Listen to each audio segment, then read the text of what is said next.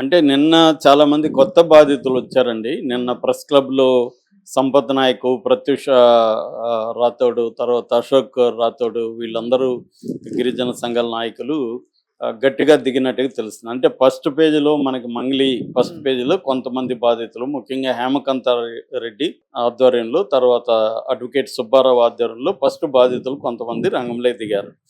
వాళ్ళ తరపున సుబ్బారావు ఈమెని కాంటాక్ట్ చేస్తున్నాడు. కాంటాక్ట్ చేసినప్పుడు ఈమె అసలు ఏమి కేర్ చేయలేదు, కంప్లీట్గా అసలు పట్టించుకోలేదు. దాంతో సుబ్బారావుకి ఆల్టర్నేటివ్ లేకుండా ముందు మీడియాలోకి తీసుకెళ్దామని సుబ్బారావు ఫస్టే మీడియాలోకి తీసుకెళ్ళలేదు. ఫస్ట్ ఈమెనే కాంటాక్ట్ చేశాడు. ఎందుకు ఈమె పేరు వాడుతున్నారు, మీ చెల్లెల్ని పెళ్లి చేసుకుంటానని చెప్పాడు, మీ శివ తమ్ముడు దీంట్లో ఇన్వాల్వ్ అయినాడు, మీ పేరు ఇన్వాల్వ్ అయింది అని అడగడానికి ఫోన్ చేశాడు.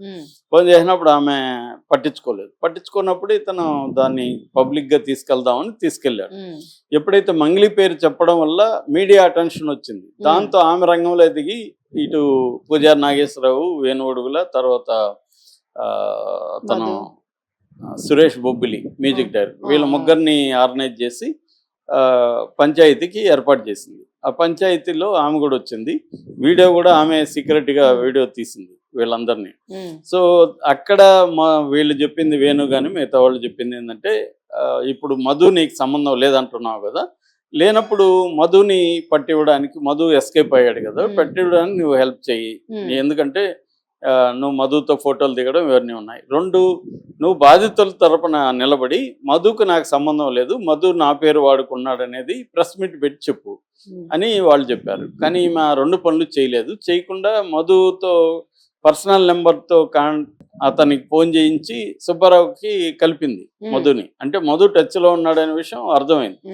దాని తర్వాత వీళ్ళు మెల్లగా ఈమె అప్పుడే సుబ్బారావుని కూడా బూతులు తిట్టింది అనేది నిన్న తిరుమలేష్ రెడ్డి కూడా మీడియాతో చెప్తున్నాడు. తిరుమలేష్ రెడ్డి ఎవరంటే మొన్న ఆమె ప్రత్యూషతో కాల్లో ఉన్నప్పుడు మీడియా ముందే అతన్ని ఇచ్చినా కొడుకని ఏదో బూతులు తిట్టింది కదా.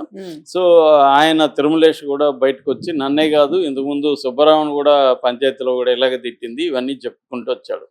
సో ఇప్పుడు ఏమైందంటే మెల్లమెల్లగా ఆధారాలు బయటికి రావడం మొదలుపెట్టాయి. మరింత మంది బాధితులు బయటికి రావడం మొదలుపెట్టారు. కొంతమంది బాధితులు ఎందుకు రాలేదు బిగినింగ్ అంటే, మనం ఇప్పుడు బయటికి వెళ్తే మనకి డబ్బులు రావేమో, యాంటీ అయిపోతాము, ఎందుకంటే కొంతమందికి డబ్బులు ఇవ్వడం మొదలు పెట్టారనేది కూడా వార్త వస్తుంది.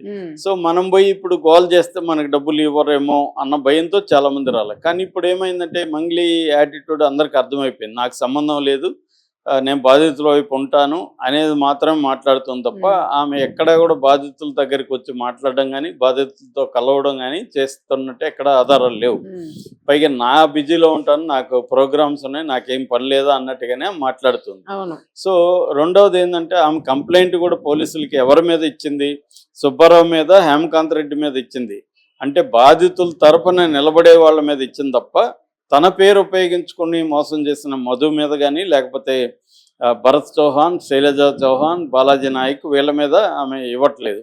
సో క్లియర్గా ఆమె ఫస్ట్ ఏమో మధుతో సంబంధం లేదనింది, నాకు తెలియదు మధు ఎవడు అనింది. మళ్ళీ వీళ్ళు ఫోటోలు అవన్నీ చూపించారు. అప్పుడు మళ్ళీ అక్కడ ఎవడోడు ఫోటోలు దిగుతారు అలా దిగిందనింది.